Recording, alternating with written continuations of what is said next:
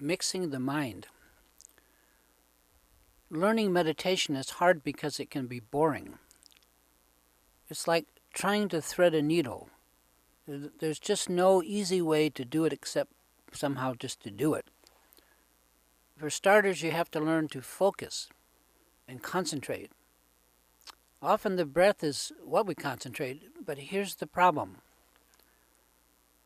Going off and sitting in a corner somewhere on a cushion, focusing on your breath, is kind of foreign to most of us. Perhaps it's a bridge too far.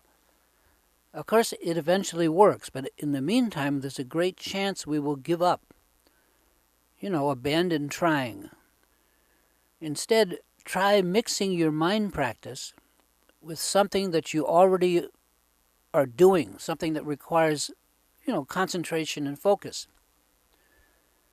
It came as kind of a revelation to me when the Tibetan Dharma teacher that I've worked with for some 30 years pointed it out to a group of us that sitting in front of a computer was a good way to learn some of the basics of meditation. Well, as a computer programmer, of course, that totally got my attention because I sit in front of a computer a lot, probably more than is healthy for me. So I was all ears. Chances are that most of us already have learned to concentrate in this same way in some area of our life. So all we need to do is figure out that area, what that area is, and you're halfway there. Plus, with any kind of luck at all, you already like the area in which you do concentrate, or at least the area in which you've learned to be patient with. You already are somewhat of an expert, so the hard part's done. As mentioned, for me, it was programming a computer. Programming takes attention, concentration, and discipline. And rather than the few minutes or half an hour or even an hour that I might manage to squeeze out of my schedule for some kind of daily meditation practice, with computer programming, I was often gladly doing it 8 hours or more a day. Now think on that.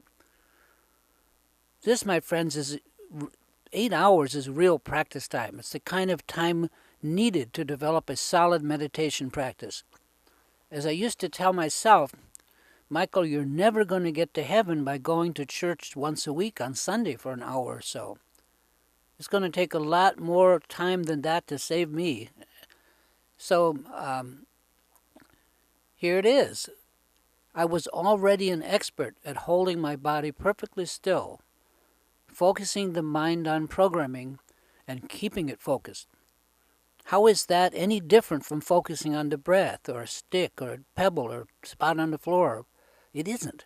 Focus is focus. Concentration is just concentration. Yet programming is not spiritual, right? I mean, I have to say, well, what is spiritual? What is spirituality? That whole idea of spirituality and a bus ticket will get you a ride. We've all heard of books like Zen and the Art of Motorcycle Maintenance. So the Zen Buddhists have shown us clearly that there's no subject that is somehow not spiritual. No subject that you can't mix your mind with practice meditation. Although I would imagine some are easier than others. Now, am I telling you to give up formal sitting meditation and throw away your cushion? No, not a bit. Keep it up. But what I am suggesting is that you consider supplementing your formal meditation with some area of your life where you already have learned to focus and concentrate. When you find that area, how do we turn it into meditation? And that's what I'm talking about here. It's really easy. Since you already have mastered the hard part, which is learning to focus, to concentrate, Once you have found an area in your life where you already can focus your attention, then just practice letting the mind rest in that. For example, as you tense up with focus, be aware of that and allow the mind to just relax into rest.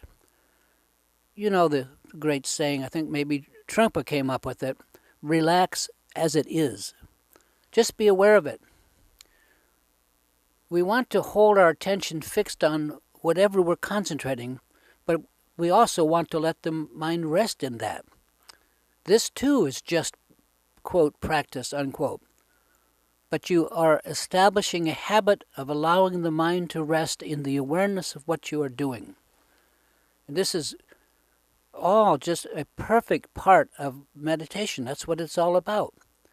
And the best thing is that if you have been concentrating with focus in some area of your life for a long time, you have already built a habit identical to practicing meditation. All you have to do is to recognize and to realize this, to be aware of it and make it a conscious practice. So all the hard part's done. And meditation practice is just that. It's a practice, learning the habit or the discipline of focusing the mind. Practice is never, Dharma practice is never meditation. Even practicing meditation. Only meditation is meditation. Meditation practice is the scaffolding that we use to learn the habit of meditation. Once we learn how to meditate, we stop practicing and we just meditate. We sit still or whatever, but we are meditating rather than practicing meditation. There's no more trying. We're done. Now, the chances are you may already be doing something like meditation and just not be aware of it. So become aware of it. Do it consciously and begin to mix your mind training with whatever you already know how to concentrate on. And we might, ask, well, what type of activities are right for this? Again, in the Zen tradition, there's no activity that's wrong for mixing your mind training with. It could be as simple as running the laundry, putting out the garbage, doing the bills, taking a shower, you name it.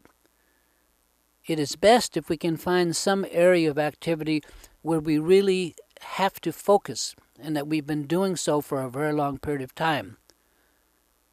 And it is easier if it's an activity that takes some real time so that you can settle into it. Look around you in your life and see what requires you to be present and focused, and start with that. It could be whatever you are really good at or love to do. For example, I totally mix my mind with photography, for instance. Are there more advanced ways to mix the mind? Yeah, of course. There are all kinds of advanced forms of meditation.